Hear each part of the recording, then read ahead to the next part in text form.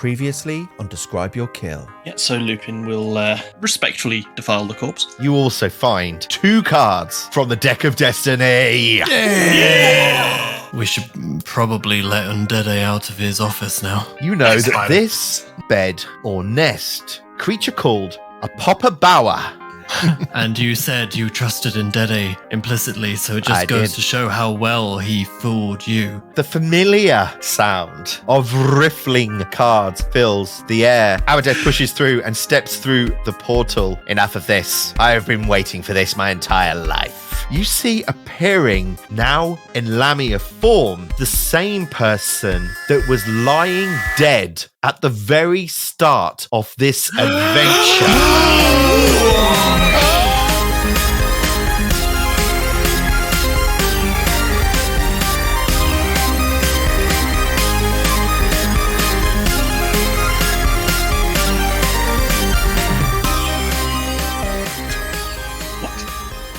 Do you know that clip of the baby that gets the microphone held up to its face and it opens its mouth and it's just the microphone going beep. Welcome back to Describe Your Kill.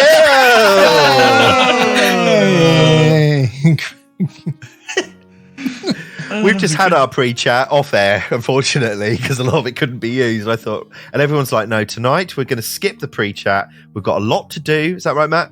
Yeah, a lot of admin, I feel, on the cards. And when we push record, you get a little timer, and then Kimon starts that story. So, sorry, man. Welcome back to episode 42 of The Death of Destiny. We are very much about to embark on the start of Book 2. Ooh. Do we have a title for Book 2? I don't think I know what it is. Do you know? Because I've asked you not Mind to. your own business, yeah. Not even allowed to know the title. I haven't even looked. Chris, you've looked it up. What have you got open on your screen? It's... No, I genuinely don't know. Anyone want to have a guess? The losing. Dicks Unite? I don't know. Well, first word was choosing. right. Yeah. What's the choosing? Yes. Your Destiny. The word destiny is in there. Choosing Rollo's Chamber of Destiny. Rollo's Chamber of Destiny. No. Choosing Destiny over Amber? No, the title Oh, sorry, of Book that was 2. my... Of what? Over Amber? that was my stag do. Anyway.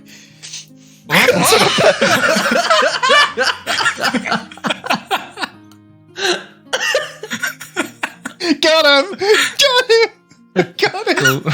An in-joke with himself! Fucking hell! Oh, right, where's that wine? Welcome back to Book 2 of Describe Your Kill, The Death of Destiny. Honestly. If you're still with us. The title is The Destiny War. Ooh, that sounds very low stakes and chill. Yeah, totally. Yeah, it's a whole side quest to a nice garden meadow where you should be doing sort of Animal Crossing type activities, capturing monsters in little balls, that kind of thing. It just sounds like a particularly toxic gaming subreddit, doesn't it? It's The Destiny War. Yeah. Yeah, there is a British flag on the... No, it's not. It's not. That's a recent event if you're listening to it in 2024. No, it's called The Destiny War, and it's written by Chris S. Sims. Who knows? Chris S. Sims. We might be interviewing him in another 40 episodes' time as we finish it. Yes. That is an official announcement. Yeah, potentially. To him as well. Spoiler alert. How's everyone doing tonight? Very good. Yes. Good. You ready to play some Pathfinder? Hell yeah. Right, last session, top of the list, was the acquisition of several cards from the Deck of Destiny. 6 in total. Not last session, but 6 in total since you've come through the portals to the Storval Stairs, bringing the total in your combined possession to 18. You saw the aftermath of the Drustan fight. Malachi let out some frustration upon the body of Havzi, and there was, of course, the customary looting. You also paid a now vacated Undede a visit, learning more about his true nature, in that he was also very likely to be a Popper Bower, a creature that feeds on unrest and despair. Returning to Aradeth, you agree to take her with you into the Harrow Court as she bids her band of blades farewell. You then return to Harrow Heart, stepping through a portal where Aradeth, clearly shaken by the journey, is escorted to her chambers by Milton. Finally, the end of the session, materializing before you, half snake, half human, is Hadjek. Her lower body, sleek and sinuous, green serpent, probably like 15 feet long. That's just the tail. And as she fully appears, you notice this humanoid torso, making her a Lamia matriarch. Now, I've got a note here, a little trivia. Does anyone remember the word Lamia came up twice in last week's session? Does anyone remember why? Lamia. No, I don't. I remember it being mentioned. I don't remember why, though. I think you just lied to us. I don't have any recollection of ever hearing that word. Oh, it was the card. I'm now showing the liar. players The liar the has liar a card. Lamia Wait. on it. What does it have on it? A Lamia kimono. What is that? So just a reminder, Lamia is a half snake, half human, Oh, usually. right. being. Like a mermaid, isn't it? But with instead of a really fish, fucked up mermaid. Fucked up mermaid. but it's a snake instead of a fishtail, right? Yep. So that is where we begin tonight's session. The four of you are in the Grand Hall of Harrow Heart. And around 50 feet away is the manifestation of Hadjek, but now a large Lamia. The other thing I'll just point out to the players, in case you haven't noticed, is that the map we are on, there were two versions, and this is what they call the judged version of that map. So you probably notice it's got a little bit tidier, a few less cobwebs. The summoning circle, I don't know why that's there. You can probably ignore that. It's not anything story-based. I do just want to give a shout out, though. So these maps were not in the GM guides, but I found these on the GM Discord, so you've probably all seen them. But if not, they were by someone called Bonus Action Rainbow. And if you head to patreon.com/Bonus Action Rainbow, there is a ton of cool maps on there. And specifically, there are a ton of cool maps for the Stolen Fate adventure path. And this one was a free one, but there are a load of others that you can get on there. So there you go, gentlemen. You are in the Grand Hall. Over to you. She looks familiar, doesn't she? Where have we seen her before? Lupin calls out, hello? Lupin, you look across the Grand Hall, and the Lamia, Hadjek, does not appear to have heard you. Lupin will approach.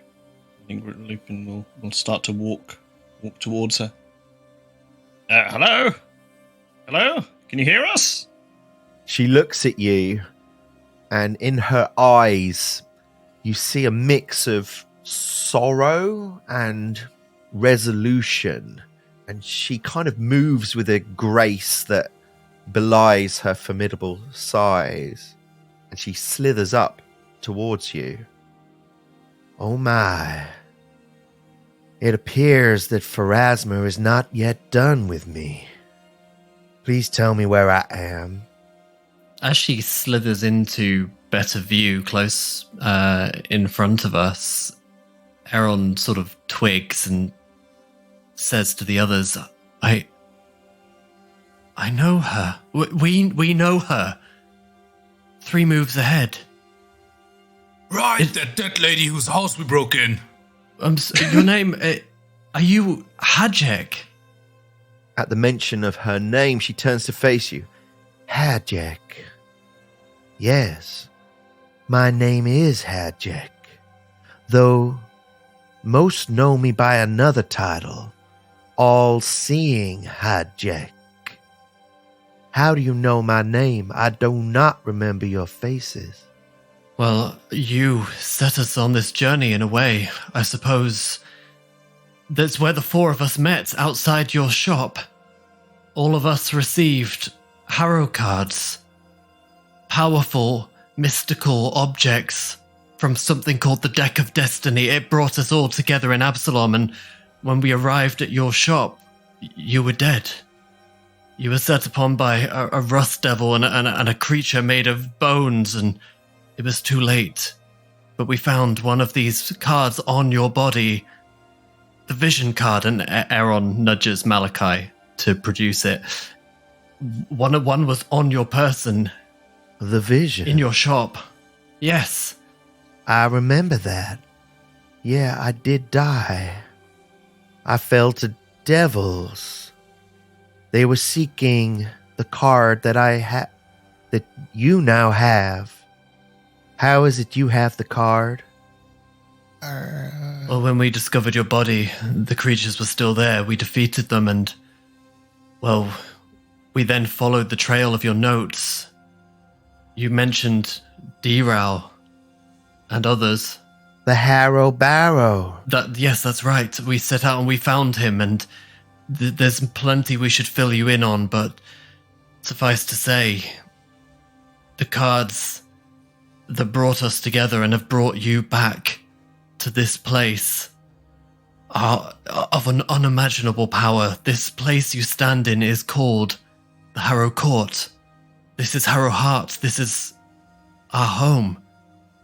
I knew as soon as that card appeared that I would be in trouble. I didn't think it would take my life, but it seems not only did it take it, it gave it right back.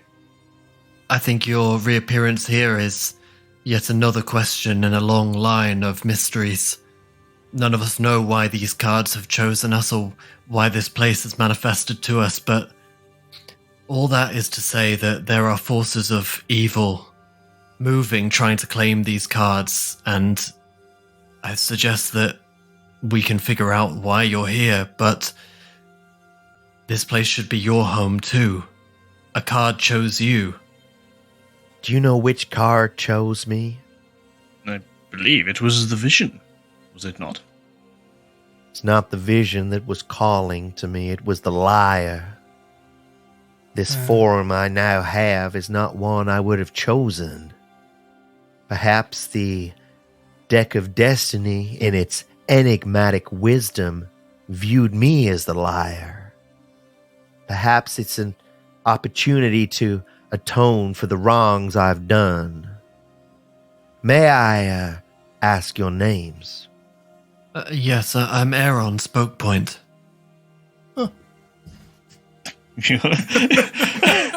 Yes, that's Whimper. What is wrong with him? Please. It's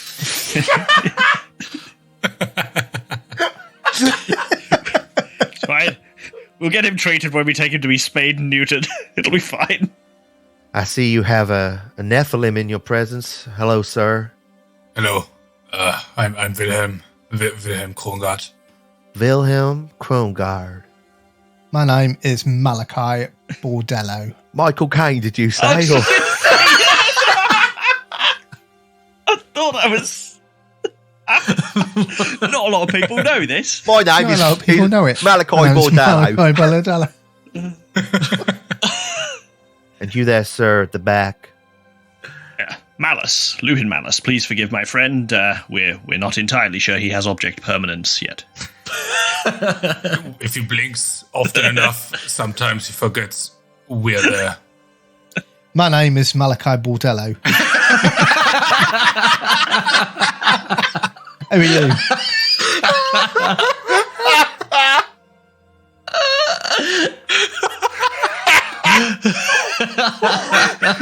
Oh, Chris, have a hero point.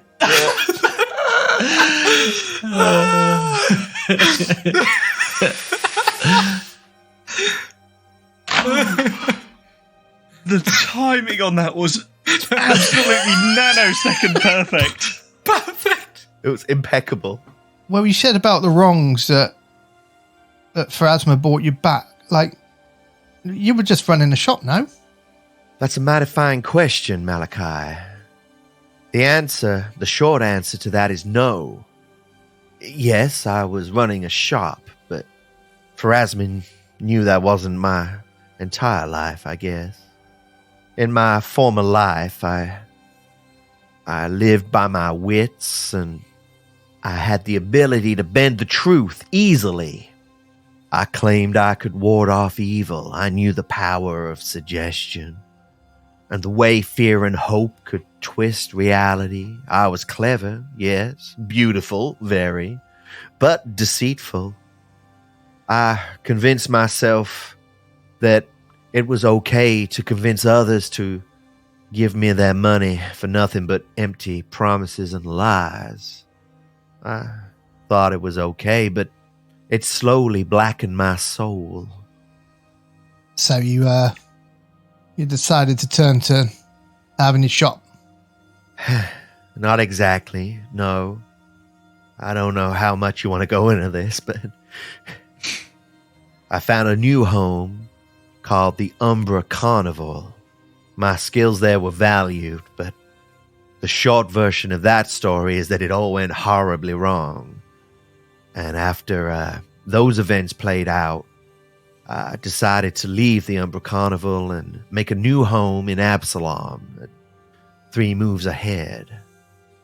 Trying to maybe make amends for some of my past discrepancies. So hang on a minute. You said that your card wasn't a vision card. The vision was a card from a Harrow deck that I'd never seen before. I knew it was a card of great power. This appeared in my possession just a few weeks ago. Well, how long do you think it was before you got the card, before your untimely demise? I must have had it for, 3-4 weeks maybe. I was doing my research. I was trying to find D-Ral. I thought that maybe my friends, Eric and Nash and Arhan could help, but I was plotting it all out. If you saw my body, then you'd probably know that. The shop where we found you, there were markers on the floor. There was a map of Absalom, and there were markers on that map that reflected our positions. Did you draw that map? I did. Then you must have known who we were or where we were. I'm afraid I'm a little lost as to how this could be our first meeting if you knew exactly where we were in Absalom before we did. I see the point of your question, Mr. Malice. The truth is that even though I portrayed myself as a charlatan, I have been able to use the Harrow deck as a source of divination. And since I came into possession of the vision card from whatever deck this was, I was plagued with visions and nightmares when I was sleeping that told me that more cards were making their way towards me. I didn't know who, I didn't know when, but I felt their power was coming closer, and that's why I was trying to find D-Ral. I believe that he had a card from the deck of destiny, but D-Ral being D-Ral, it's not always so easy to find him. But in these visions I had, I detected 4 other cards making their way to me.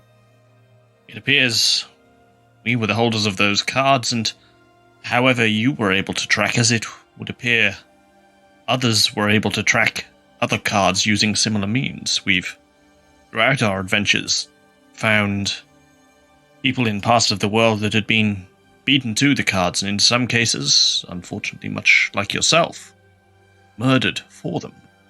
Tell me, does the name or the words "the Unmatched" mean anything to you? The Unmatched. Since I've appeared here in this realm, I do feel that I have much meditation to do. I might require some time. The Unmatched, it's not something I know. Certainly not in life, but in my new life. Would you call it that? I suppose it's as good a term as any. Perhaps I can mediate more on that. I will bear that in mind. Yes, I would appreciate it. At the moment, it would appear to be our only lead. Is we had encountered I suppose you could call them a rival collector of sorts, to use the parlance with which I'm familiar. A man named Drustan, who had used a mercenary band to kill the cards. Unfortunately, for Drustan, at least, he met his match in us. But that has left us with no particularly strong leads on where to go next. How many of these cards do you have in your possession, may I ask? I think Malachi has about 14. 14. Fair. I think 18 in total. 50. He must be a very famous bard to have that many of these cards. Well, I've been trying to collect them all. At this point, Wilhelm would like to turn around and look if the portals are closed off completely, or if there's any new, I don't know, if they're activated again to some other place. Wilhelm, all of the portals are unlit at the moment. All right, he would turn back around to Hajek and say, do you think you can replicate what you did back then to find hero cards in your vicinity? Do you think you could replicate that now? Or does your, I don't know, or did you need legs for that? No, I do not require legs. To answer your question truthfully, I don't know. I do feel that Pharasma had other plans for me. That's why I'm here. Have you had many dealings with Pharasma? Perhaps best a subject that we move along from. No, Yeah, fair let's enough. blaspheme again.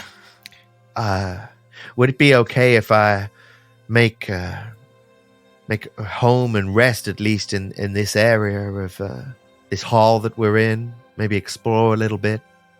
If you can find an empty room, I'm sure you can stay there. It's the first time I've been a Lamia, so I'm not sure what's comfortable for me to sleep in, you know? Do I need a tree or like a stick or a chair or I don't know. I'm sure you can figure that out. A rafter? There's a man here somewhere called Milton. I'm sure he would be Milton? happy to help you with any questions you might have. Very well. In case you're not sure, he's the one who's going to call you sire. Okay, I can deal with that. I've been called far worse in my life. Perhaps when we next reconvene, I might have some more information for you, or some exposition, depending on how far along we are with the story. Thank you for being so transparent, Hajek. Goodbye. She really is the all-seeing. All right, my God. so Hajek slithers off. You are still in the Grand Hall. Yeah. Yes, I think we have some epitomizations that we want to do. So everyone pulls out their cards. I have the Rakshasa and the Publican, which are new cards. Do you? Have you all got your new cards out? I can tell you that Wilhelm has got 3 of them. Hey guys, I don't know what to tell you. I picked up the lyre because everyone else left the room. So Wilhelm actually has 6 in his possession. Lupin has the Mountain Man. There is the Publican, the Rakshasa by Aaron, as he just said. Total of 18. So, Aaron, let's deal with the Publican. Reminder for the listeners that each of the cards has an epitome that seems to take place once they are within the Harrow Court. It's going to be a pub, isn't it? Come on, let it be a pub. That does breakfast. Let's go. It's gotta be the Badger, isn't it? A good, let's call it the Badger.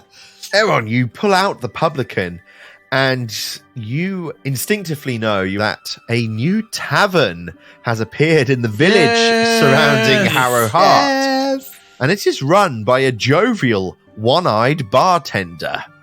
The tavern is always bustling with a rotating cast of different patrons and performers. The bartender knows the hero's feast ritual and can teach it to the PCs. If someone wants to bring that up, feel free. Skill checks attempted at the tavern to perform this ritual gain a +2 item bonus. And if the juggler has been epitomized and the town square is linked to a city, do we remember what the juggler does?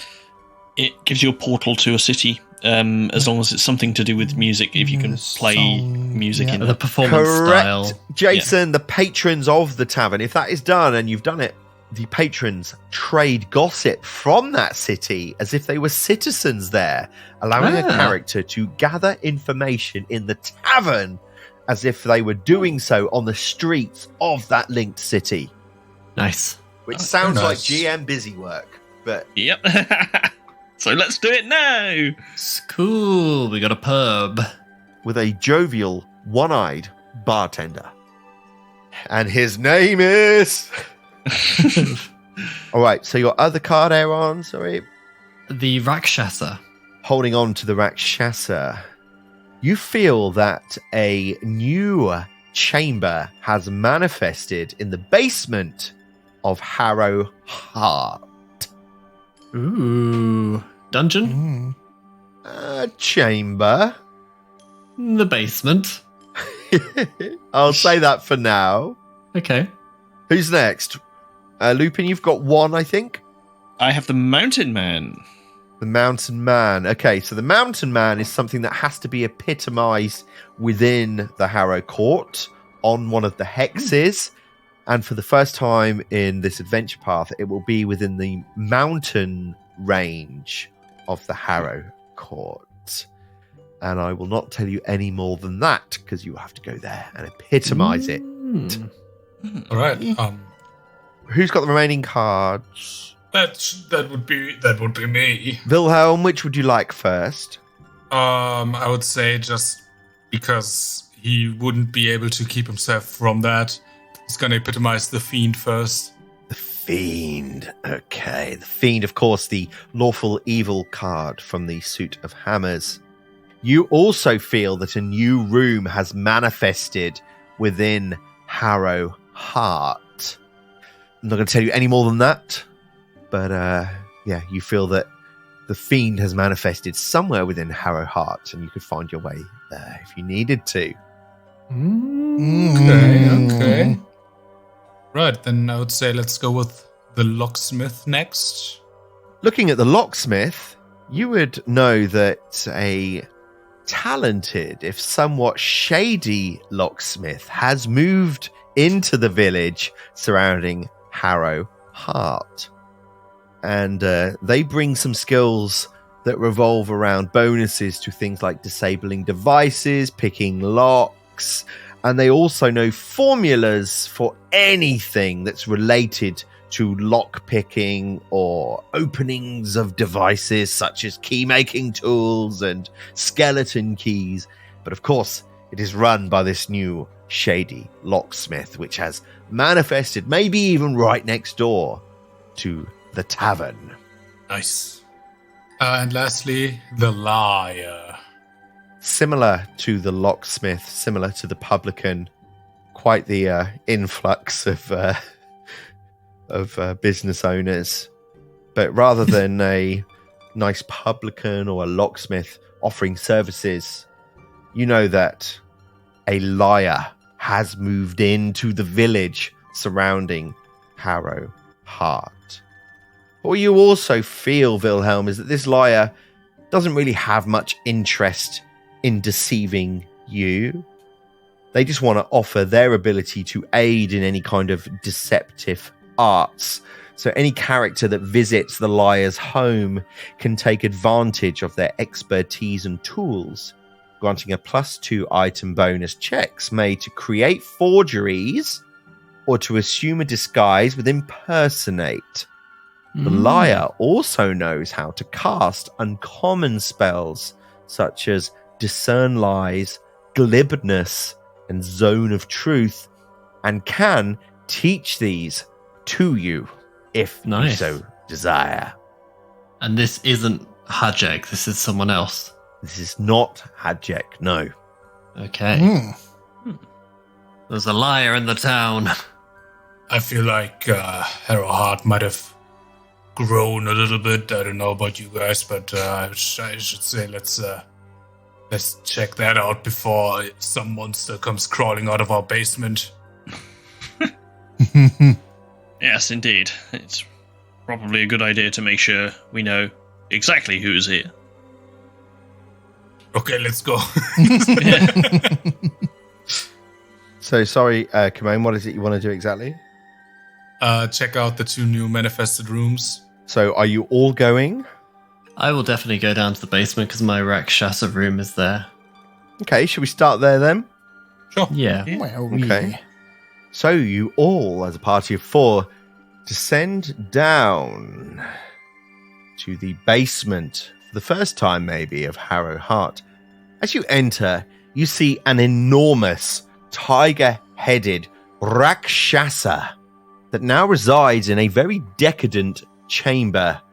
And as you all step into the room, it kind of makes a series of quite sinister and cruel comments about all of you. But you would instinctively know that these are not personal. These are just as a result of the manifestation of this Rakshasa. So in terms of its ability, if you come down here, and I have got some art for this, I'll share with you next week. Once per day, a visitor to the Rakshasa can pose them a question that they can use their plus 18 on occultism to recall knowledge about. So I don't know how high all of your occultism checks are. Anyone higher than that already? I'm plus 22. Right, so waste of time. The Rakshasa If Rakshasa anything happens to Aaron, then, you know. also we've got knows something. uncommon spells and rituals that they can teach you, and they all Uncommon spells involve and the rituals. yes, and rituals, and they all involve the intrusive manipulation of sapient minds. Ooh. Among the spells it can teach are dominate, mind probe, mind reading, modify memory.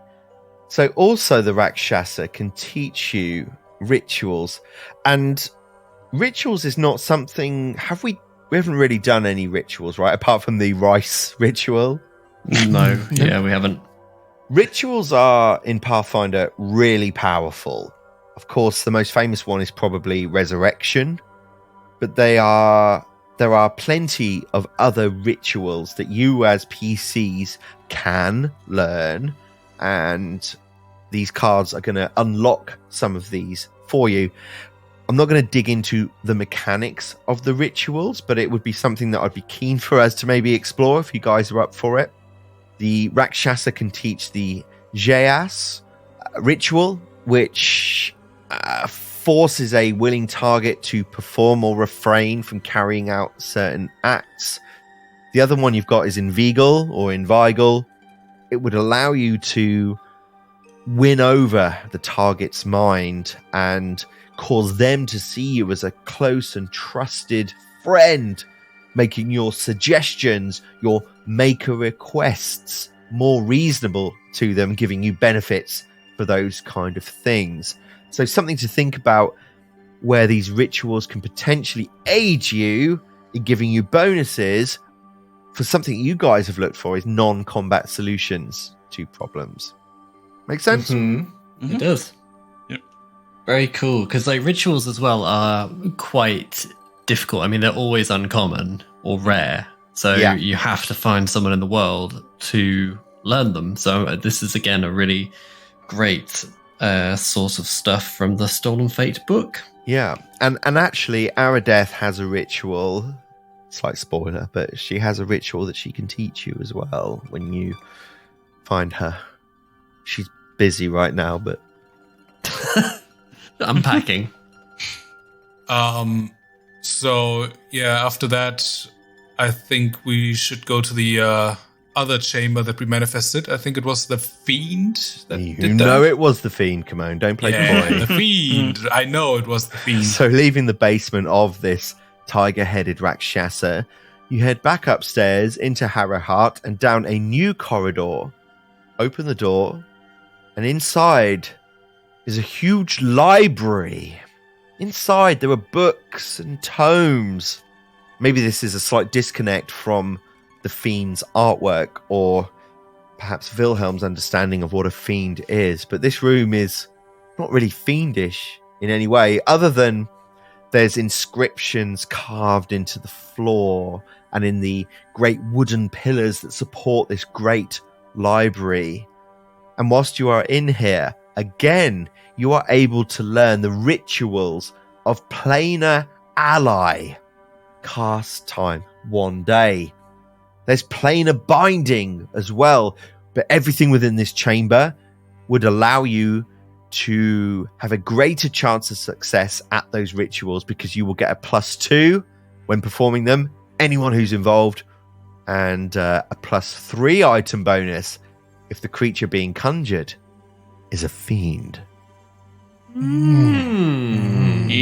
Interesting. Yes. Ultimately, what these cards are giving you are pluses to your checks and the ability to access rituals that you might not have had access to otherwise.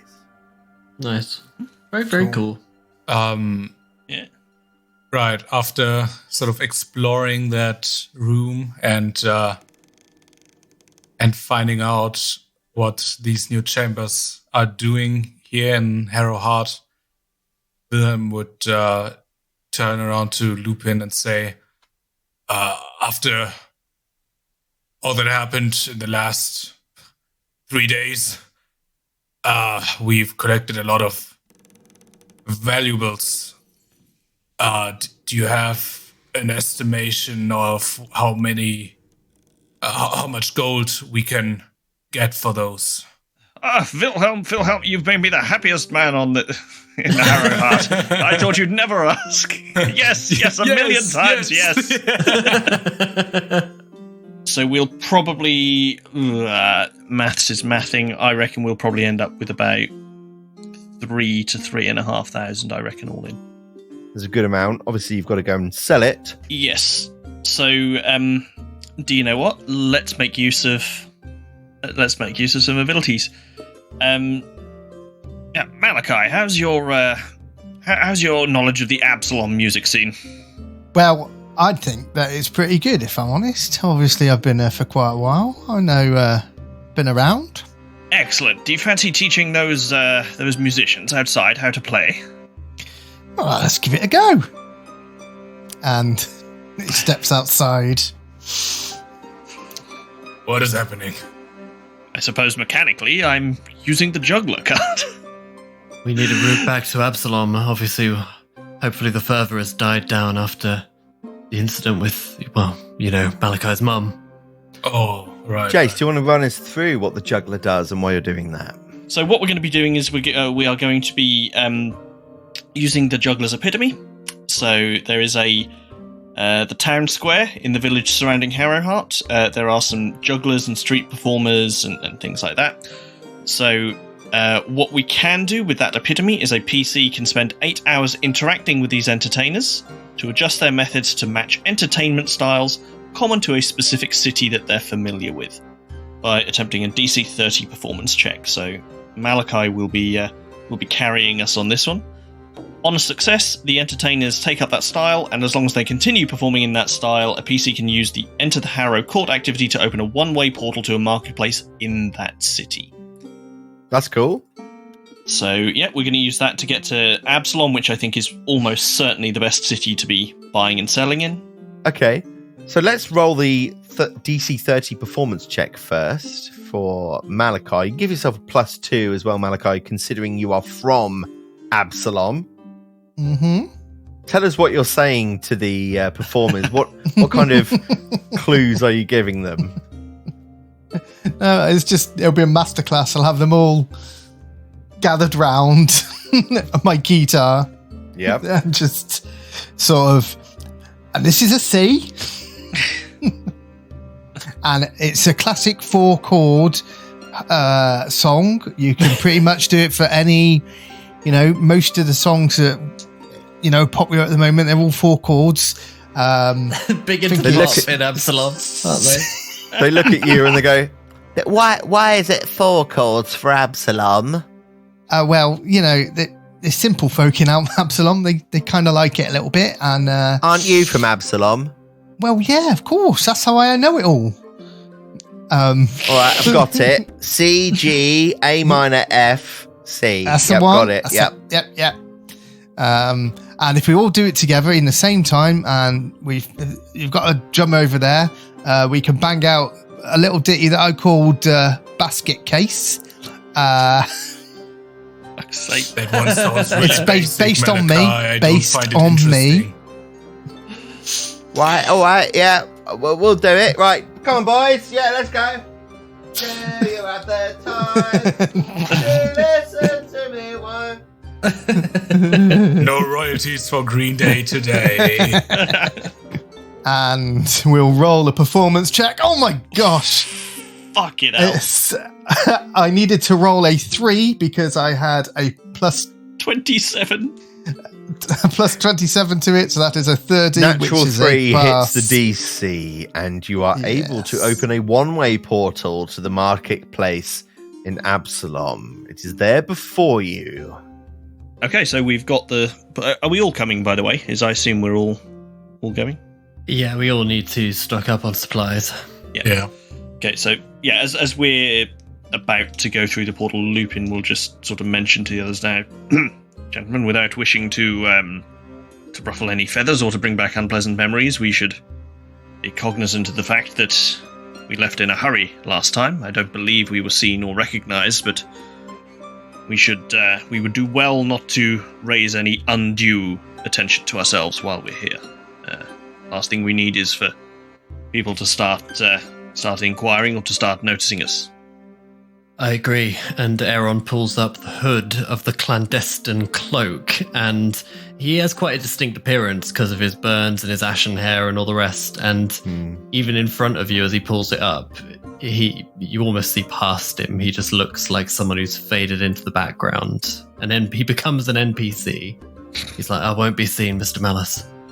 Good. Let's hope that that one holds for the rest of us. And Lupin steps through the portal.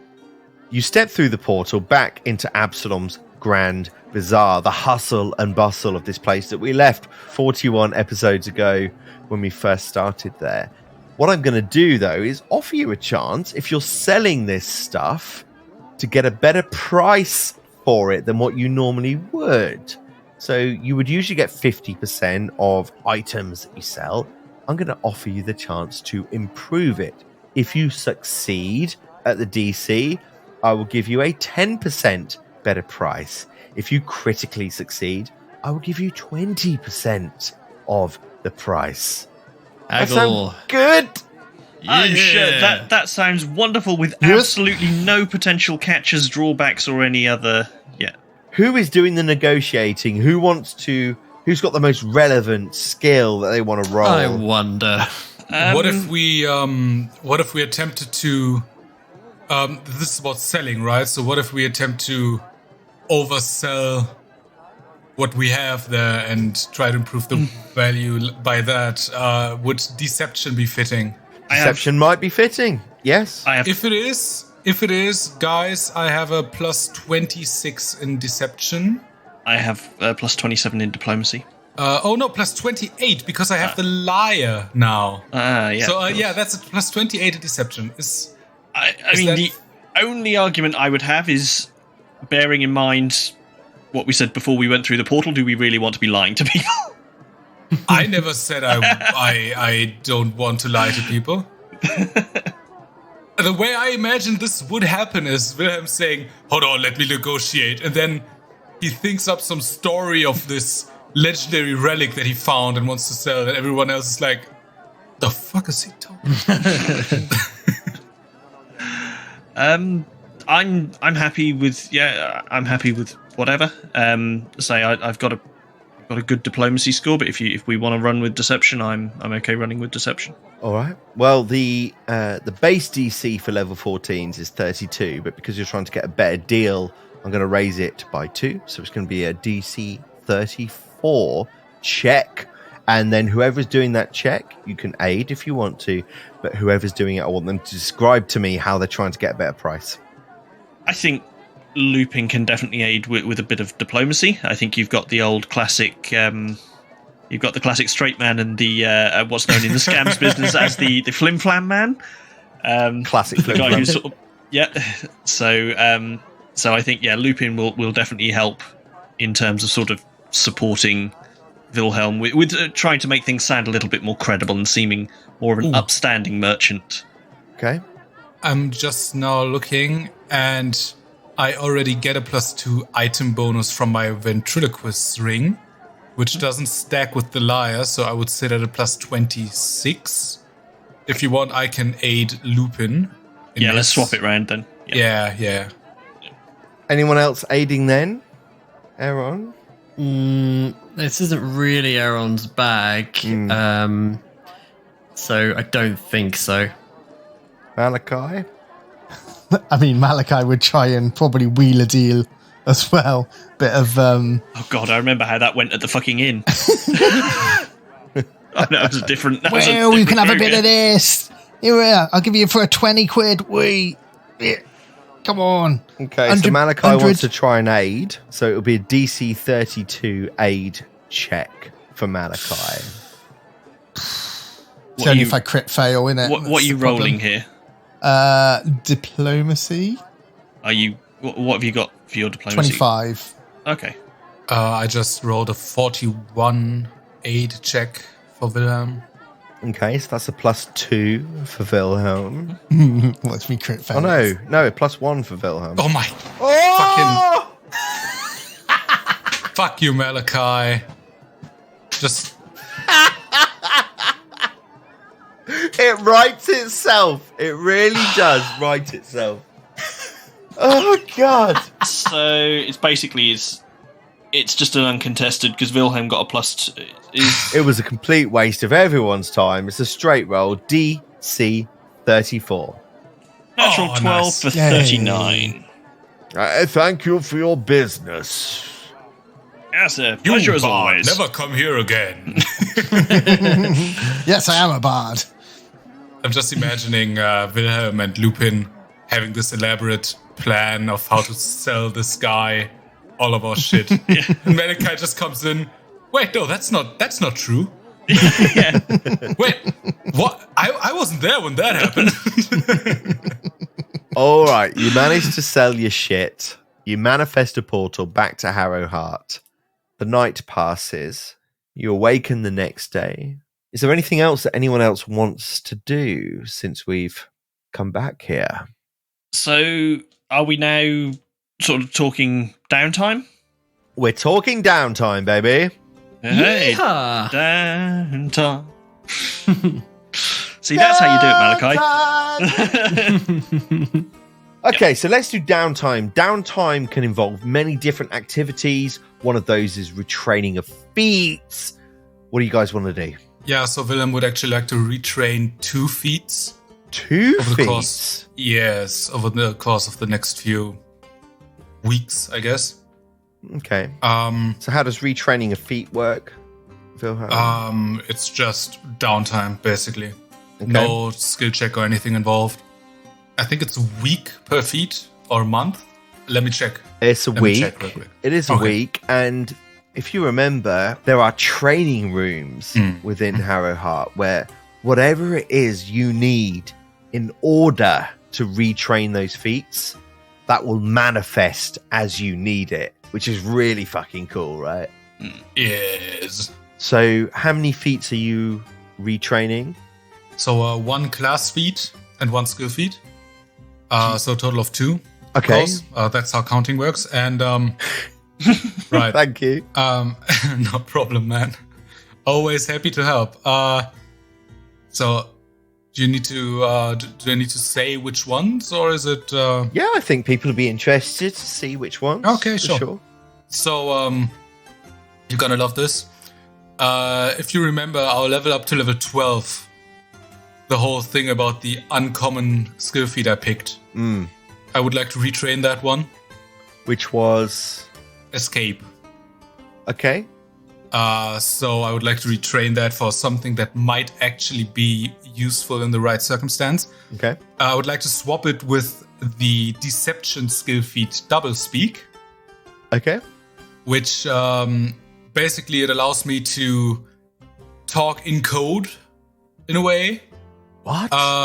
so that I can disguise the true meaning behind my sentence, behind different words and euphemisms, so that anyone who's been traveling for more than a week with me automatically understands what I'm saying. But anyone else would need to succeed at a perception check against my deception DC to discern that there even is a hidden meaning. And only if it's a crit success do they know what that meaning is. Okay. Nice. So it's like a thieves' cant almost, isn't it? Yeah, it's basically a thief's cant that Nice. anyone who's been traveling with me understands automatically. All right. And can you give us maybe just a brief overview of how that might look to an onlooker as you're retraining that? Is that something that's book-led? Yeah, that's or... a weird one. That's a very weird one. But any sort of linguistic skill feat seems weird. I would imagine reading. the Harrow Court would manifest some sort of I don't know, linguistic expert. Yes. Basically, what happens is Wilhelm studies a shitload of euphemisms and just multi-meaning words to try to expand his vocabulary in a way that would allow for him to just do that. That makes sense. I guess. And that's a week that he has to spend doing that, right? Right. And Okay. His second week of retraining would be spent somewhere where he feels more comfortable, in a training room for, with fighting dummies and just a regular old fight training room. He would like to retrain his level 6 class feat. It's one from his rogue dedication, the basic trickery, Okay. which allowed him to use his special deception feint maneuver thingy in order to give enemies debuffs to attack him. Basically, just my new disarming twist feat does that, but better. Yep. But in order to not completely throw away my rogue identity, Yep. basically, I decided to retrain that into another archetype feat from the rogue dedication, Sneak Attacker, which does what it says. Whenever I hit an enemy that is off guard, my attack deals 1d6 extra damage. Ooh, okay. Nice. Fairly common for you, right? Yeah. Damage and off guard, my two favorite words. Yes. What I'm hearing is it's a period of downtime, but another word for that would be min-maxing or optimization. Would that be a fair review that's- of what's going on here? That's training. I mean, that's a very it's not- description of training anyway, isn't it? Yeah, I wouldn't. I take no shame in that. That's really good, Simone. So they're your two retrains that you're doing, and that is going to take you guys 2 weeks to do so. Yeah. Aaron, can I ask, whilst Wilhelm is doing this, is there something you want to do? Yes, there is. So what Aaron would like to do is he's going to go wander up to find Aradeth's chambers and knock on the door. 1 minute. 1 minute. Hang on. Lupin answers the door butt naked. Oh, not again! Aaron points at his throat. The door opens. She's clothed. Good. Hello. Aradeth, apologies for disturbing you, but I wonder if I might make a request. Please come in. And as you step in, her chambers are opulent. I think you've seen Lupin's chambers. They pale in comparison. Lupin is furious. He's been outdone. Yeah. Please sit on my satin sheets of my gigantic waterbed. No, I'll just sit on the chair over here by the desk. The cuck chair. Thank you. I have a request to make of you. Yes. I feel that I've had to learn quite a lot over these last few weeks, and more about my power, but also more about myself and my role in all of this. And I think all of that has culminated when I met you. I wonder if you would help train me. Train you? Yeah, the magic, the power that I am coming into, it almost frightens me. I didn't know I was capable of such act, but like destroying the statues of Kazuk, I've no idea where that came from. I wonder if you might train me. The occult seems to flow through me. I received an arcane education, but I couldn't make heads or tails of it, and I wonder if you might help me hone my skill and maybe investigate the power of ritual as well. Do you know anything of that? I do indeed, Aaron, yes.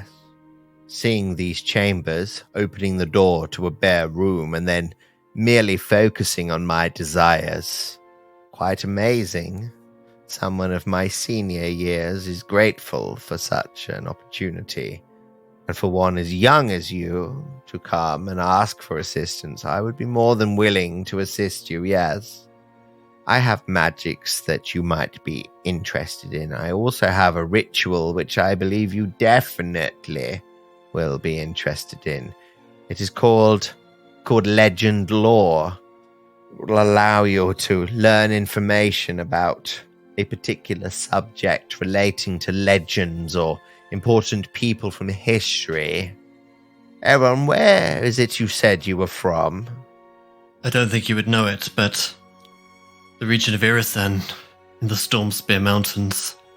A remote place, desolate, hardy, barren. Irisen? Yes. Wasn't there once a great school of magic there? Perhaps my mind is fading. Aaron is wide-eyed at hearing her say that, but the existence of the Eye of Nethys is all but a secret to those most informed about the arcane arts. But then I suppose I shouldn't be surprised that you of all people have heard of it. She has read your backstory. She's listened to the podcast. I'm a great fan. DescribeYourKill.com. You were here for ritual training, is that right? I will take any learning you were able to pass on to me, and the magic of ritual has always been of interest, and this legend lore, I have a feeling wherever we may go in our quest next to find the cards, the knowledge that you could arm me with that ritual would be incredibly beneficial. Very well, Aaron. Let us begin our training. And as the camera dims down on Aradeth and Aaron in her chambers, the camera pans to a Lupin Malice. And what is he doing? So I think what Lupin would have been doing is the first couple of days he'll have sort of been in his room, pouring through books and doing various Lupin things. But I think at one point, maybe a couple of days in, perhaps in the week where Wilhelm is training in the actual sort of training dojo with the dummies, Lupin will make his way down there and sort of wait for a pause in the action and wander over. Wilhelm, good form, very very impressive. Thank you, Lupin. Can I help you? Yes. And Lupin looks sort of visibly a little bit uncomfortable is probably too strong a word, but maybe just a little bit sort of bashful. Yes, I've been doing some thinking, and that was a That was a very, very close call we had with the Mukradi a few days back, and there are certain things, there are certain close calls that make a man examine his actions, and think about the way he does things, you know. And I've come to the conclusion that I perhaps could use a little bit more martial skill. And he looks deeply uncomfortable talking about this, asking for help. After all the shit he's given Wilhelm. Oh, I love the image of it. I really do. Absolutely. Oh my god.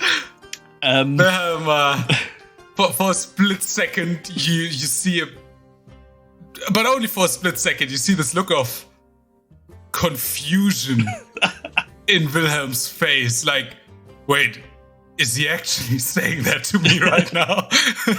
But he sort of catches himself and says, "If you want, we can train together for a bit. I could. I've noticed. You've. Don't get me wrong. You fight very well. I assume you're more or less self-taught." Yes. I had some fencing lessons, some dueling lessons when I was a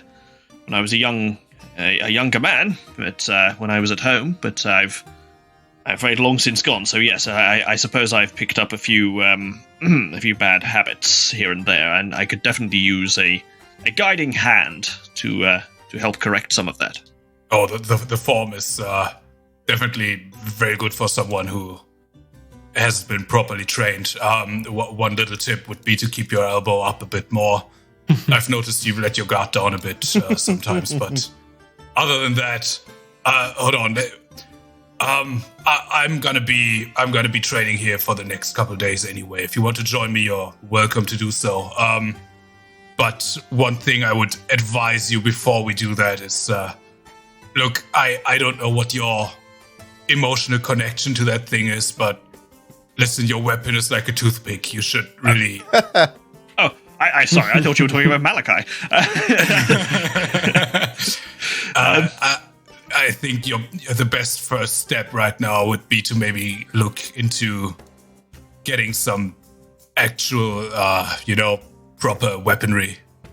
Yes. I suppose I hadn't thought of that. I always had this old thing. I bought it many years ago. I don't especially have an emotional attachment to it. I suppose I kept it around because it was good for concealment. You don't, if you're a merchant, you don't really want to be seen wandering into a shop with a visible weapon.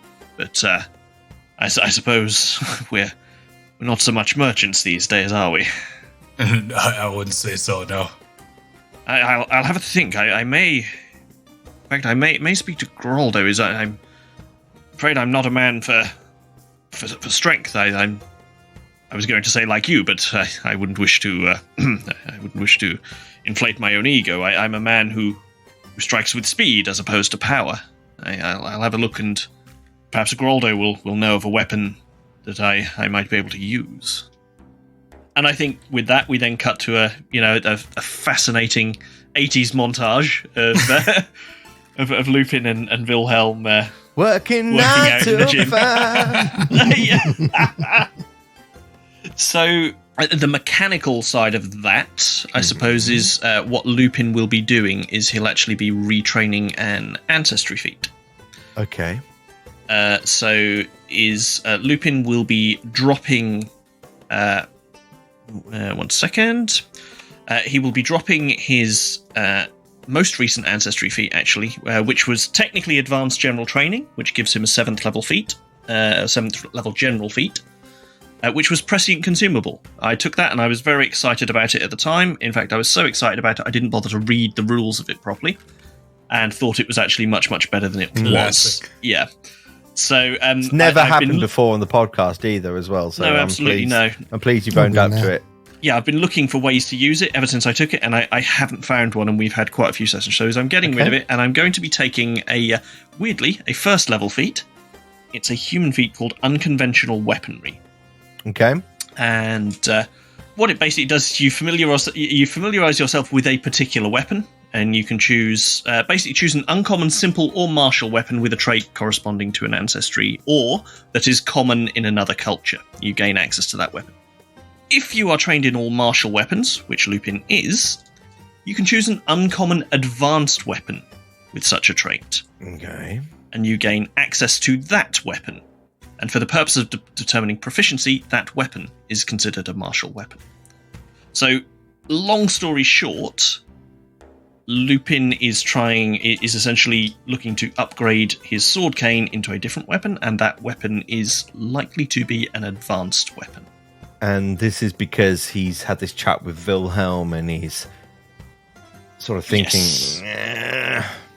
Need a better tool for the job. Okay.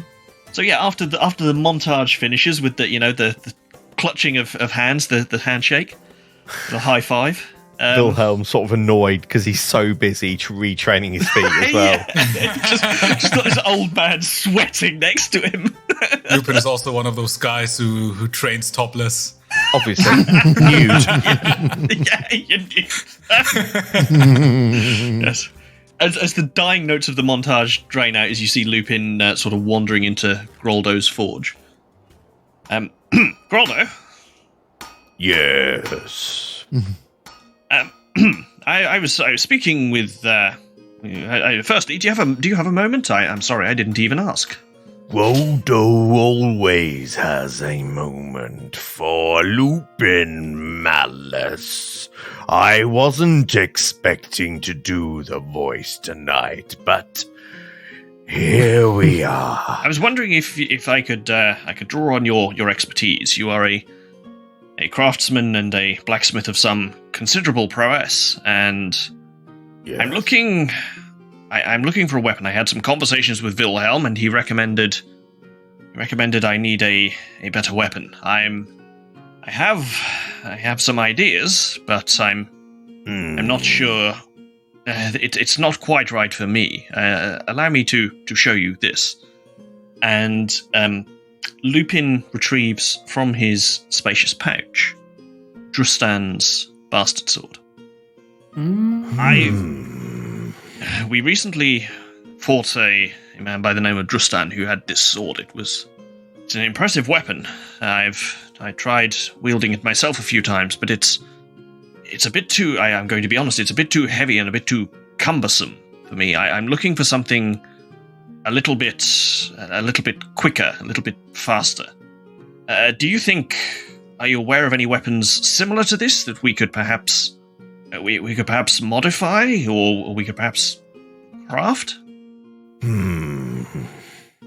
Are you sure this is the weapon you desire? Show me your current weapon. Lupin holds out his sword cane. This one is much smaller, as you can see. It's a much finer blade. It's lighter. It's faster. Unfortunately, it just doesn't pack the punch I need. Allow me. Of course. And Groldo takes the sword cane from you in his other hand. So in one hand, he now wields the bastard sword of Drustan, God. and in his other is the sword cane of Lupin. God, Groldo's dual wielding. Growl for initiative.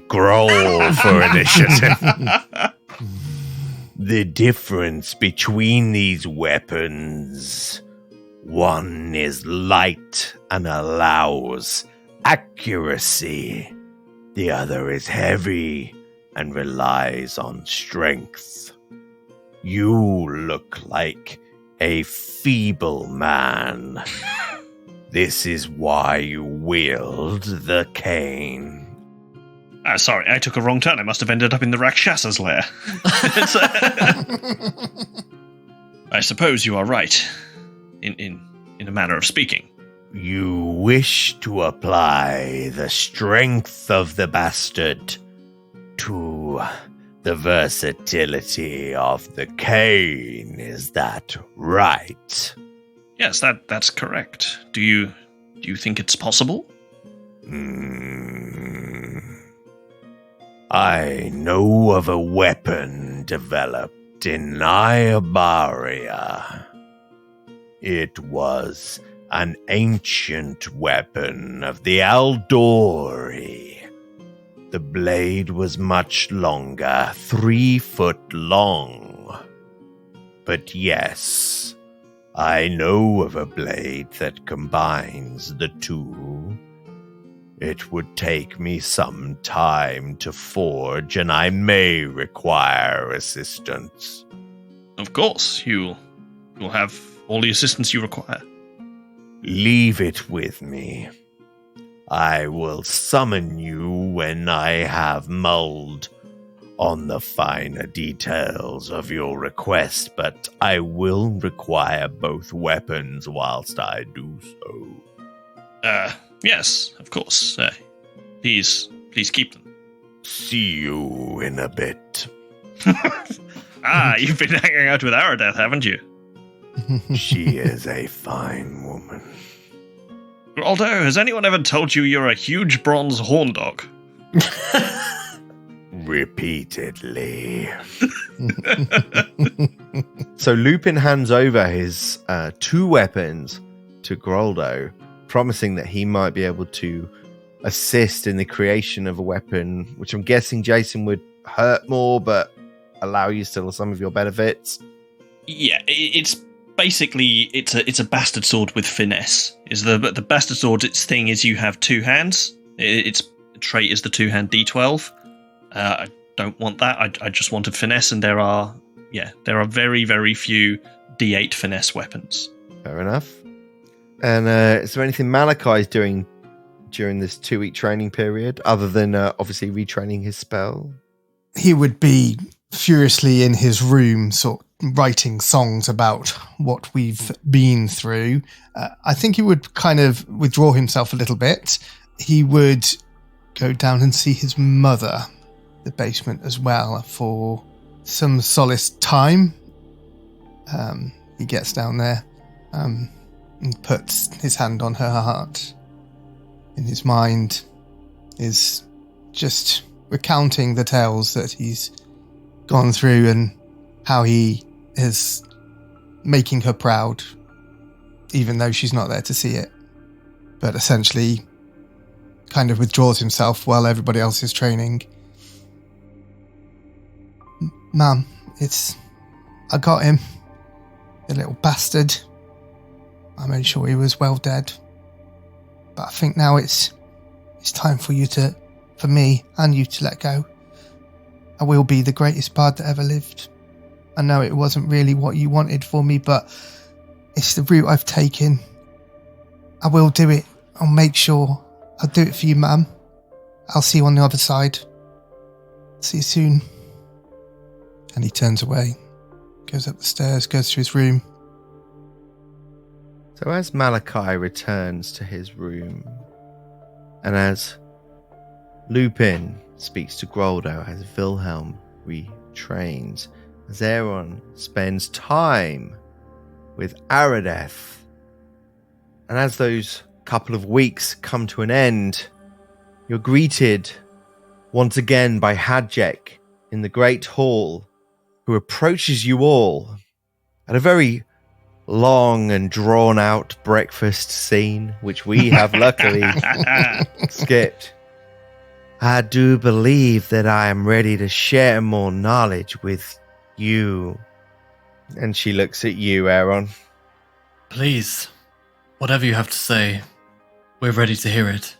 It is my understanding that although we are alone right now, I fear that we will not be alone within the Harrow Heart for much longer. The Prince of Wolves is coming. And the curtain comes down. Can't just start a conversation like that, man. I've been waiting a hell of a long time to say that.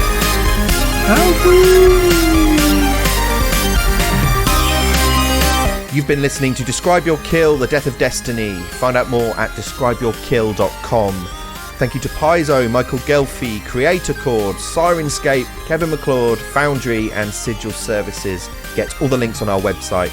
This podcast uses trademarks and or copyrights owned by Paizo Inc., used under Paizo's community use policy. We are expressly prohibited from charging you to use or access this content.